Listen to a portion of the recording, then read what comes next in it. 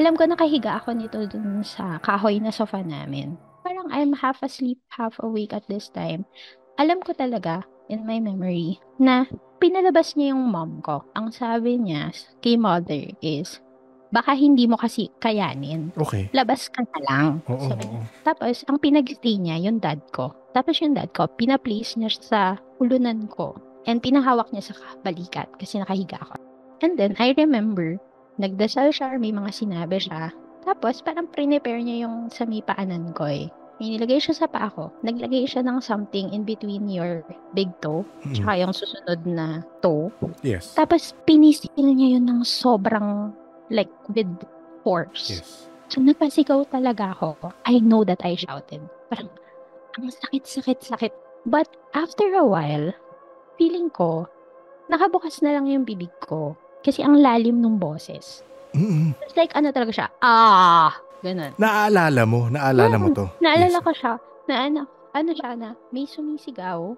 Tapos yung energy nung sumisigaw, if you wave your hand in front of your face, like close to your face, ganun siya. Para siyang nakahiga din, pero it's like an energy above my face. Siya yung sumisigaw. Kasi hindi naman siya yung boses ko. As a kid, malalim siya, boses lalaki siya. Parang siya yung nasasaktan. Mm. I can't feel anymore the pain from my toes. Pero nandun siya. Parang ganun. Oo. Tapos I vividly remember na parang pinagagalitan siya ni Mang Emong. May tinatanong sa kanya, nagagalit sa kanya, tapos tinatanong siya, bakit mo ginalaw tong bata na to? Vividly talaga na I remember na sinasabi niya na natutuwa lang siya sa akin. Tapos pinagalitan niya na, oh, alis ka na. Ganun. Even now that I'm telling it, naririnig ko yung boses ni Mang Emong na, oh, alis ka na dyan ah. Mm, mm. Hindi, malilintikan ka sa akin. Ganun. Mm, mm. Tapos, after that, nawala. Nawala rin yung feeling na may Oo, nawala. presence on you. I mean, may Oo, presence with wala. you. Oo. Para siyang umalis all throughout, pati yung sakit ng paa, wala yung sakit ng kung ano man yun. Tapos, dumilat na ako and parang ang liwaliwanag ng living room namin that time. Pinainom nila ako ng tubig na may asin.